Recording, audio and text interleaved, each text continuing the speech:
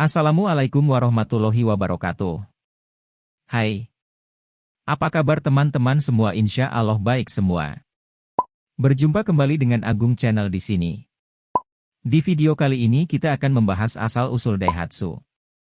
Saya kira ini sangat menarik dan menambah pengetahuan.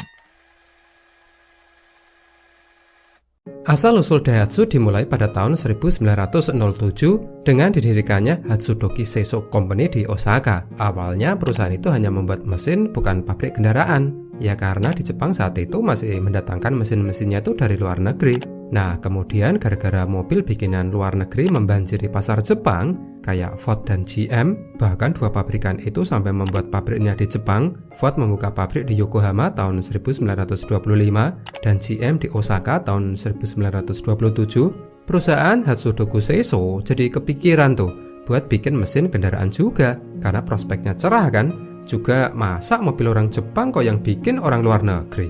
Lalu pada tahun 1931, setelah dilakukan riset, Hatsudoku Seiso akhirnya berhasil membuat mesin untuk kendaraan roda 3 500cc, yang pada saat itu di Jepang, kendaraan roda 3 itu sudah umum dan banyak digunakan. Namun sayangnya karena pembuat kendaraan roda 3 di Jepang tidak berminat menggunakan mesin buatannya Hatsudoku Seiso, ya karena mereka kurang percaya dan lebih memilih menggunakan mesin buatan luar negeri. Kemudian ya udah, akhirnya perusahaan Hatsudoku Seiso memutuskan membuat kendaraan roda 3 sendiri. Mereka itu kayak, ini orang-orang gimana sih? Lawang kita itu udah bisa bikin mesin yang bagus, kok malah nggak mau pakai? Perusahaan Hatsudoku Seiso setelah melakukan riset, akhirnya berhasil dan meluncurkan produk kendaraan roda 3 pada bulan Maret 1931. Nah, hal itu menandai titik balik perusahaan dari yang awalnya hanya membuat mesin, beralih ke pabrikan kendaraan yang bikin mesin termasuk kendaraannya. Dan momen itu juga menjadi momen bagi industri otomotif Jepang yang mulai memodernisasi produk kendaraan roda 3 yang selama itu hanya dilakukan dalam skala kecil. Jadi kendaraan roda 3 waktu itu sudah ada ya, tapi ya yang bikin tuh kayak bengkel-bengkel kecil. Kemudian sejak tahun 1933 dan seterusnya, perusahaan menyediakan lebih banyak variasi kendaraan roda 3 dalam hal mesin, tipe bodi, kapasitas muat, dan lain-lainnya. Pertanyaannya lalu gini ya, kenapa sih kok bikin kendaraan roda 3? Apa nggak kelihatan aneh itu? Ya karena pada saat itu kendaraan roda 3 itu memang populer, banyak juga pabrikan yang buat. Jadi ya dibuat karena banyak yang minat. Tahun 1937, Hatsudoku Seiso sudah memproduksi lebih dari 5.000 kendaraan roda 3. Jumlah pada waktu itu ya tergolong besar loh. Dan kemudian pada bulan Desember tahun 1951, Hatsudoku Seiso berubah namanya menjadi Daihatsu. Ya karena namanya lebih simpel dan karena nama itu pada awalnya diciptakan oleh pelanggan sebagai singkatan untuk produsen mesin. Setelah Perang Dunia Kedua, kendaraan roda 3 itu makin populer. Tapi lama-lama karena dirasa kurang nyaman, Daihatsu membuat midget tahun 1957. Alasan lainnya kenapa Daihatsu membuat midget, karena menurut survei yang mereka lakukan, orang-orang itu butuh kendaraan yang pas untuk mengangkut barang. Karena kalau pakai kendaraan roda 2 dinilai terlalu kecil, kalau pakai mobil ya kurang pas. Pakai truk apalagi, terlalu gede kan? Ya udah, akhirnya dibuatlah Daihatsu midget ini. Midget itu sendiri artinya mini, cebol, kecil. Ya karena memang bentuknya yang kecil itu. Nah hal itu sesuai dengan semboyan dari Daihatsu yang We Do Compact. We Do Compact. Buat kendaraan yang ringkas, kecil. Kendaraan ini cukup populer ya. Bahkan pada tahun 1960 dia sudah terjual lebih dari 100.000 unit. Wow, banyak sekali ya. Nah cerita Daihatsu masuk Indonesia ini cukup unik ya. Awalnya Daihatsu midget ini didatangkan dengan tujuan untuk mengakomodir kebutuhan transportasi untuk kebutuhan Asian Games di Jakarta tahun 1962.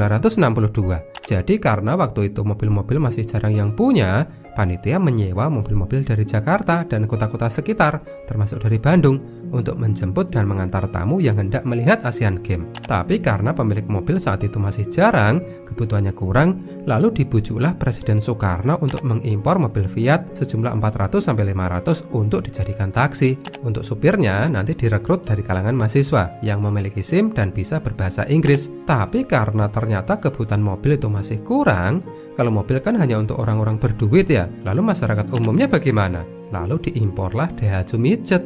Kendaraan itu buat ngangkut penumpang ke stadion, ke tempat dilangsungkannya Asian Games. Nah, setelah Asian Games, atas usul dari gubernur saat itu, Ali Sadikin, Daihatsu Midget ini kemudian difungsikan sebagai transportasi publik yang lama-lama menggantikan becak. Yang memang oleh Pak Gubernur, becak itu kepingin diganti karena terlalu lambat, bikin macet, jumlahnya terlalu banyak. Makanya kemudian Daihatsu Midget ini dinamakan Bemo, becak motor, karena ada motornya kan, fungsinya buat menggantikan becak motor. Teman-teman di sini ada yang pernah naik Bemo? Silakan komen ya.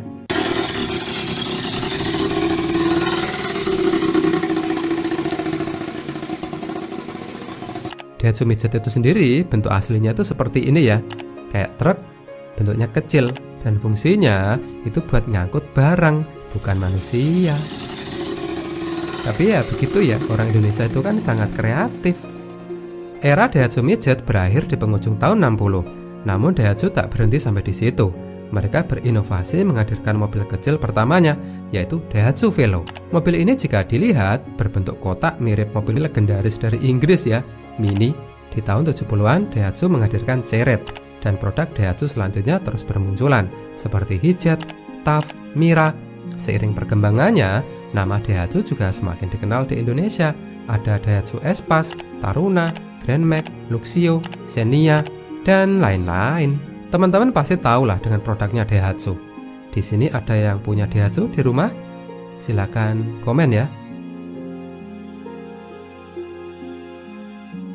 Daihatsu awalnya perusahaan independen hingga tahun 1967, kemudian Toyota mulai menjadi pemegang saham besar di Daihatsu.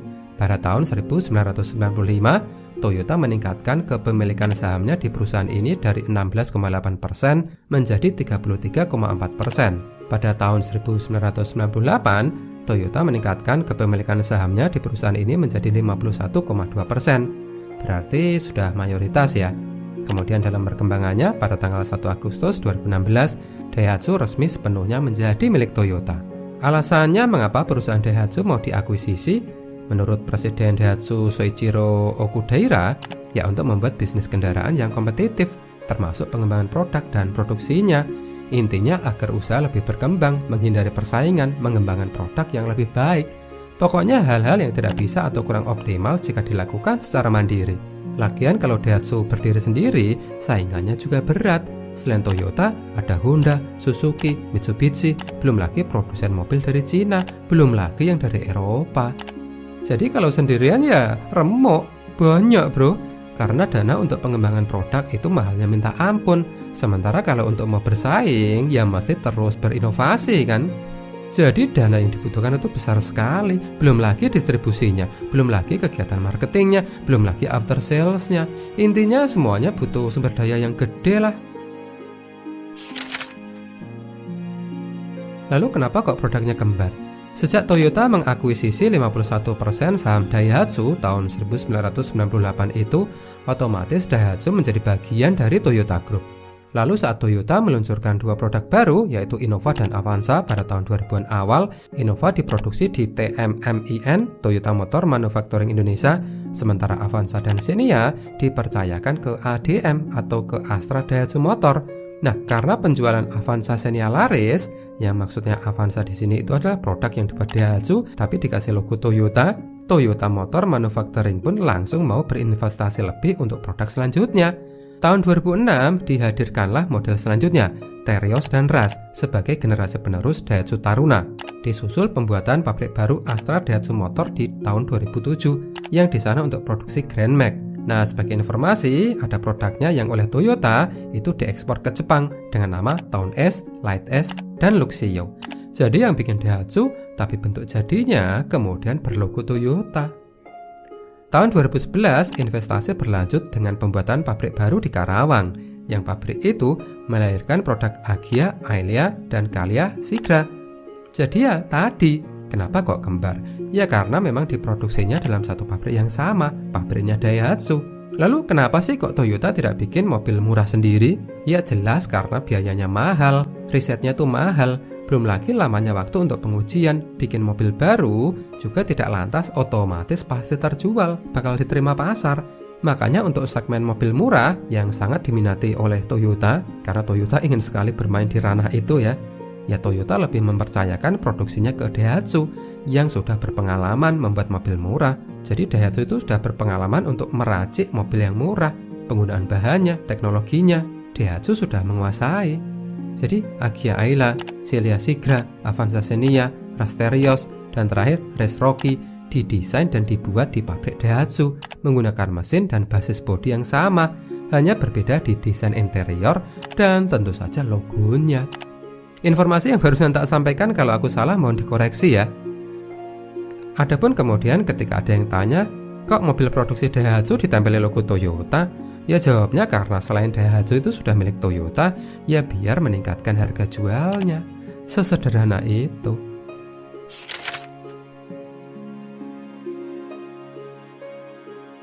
Ya tidak, pabrikan lain juga melakukannya, kayak Wuling Almas dan Chevrolet Captiva.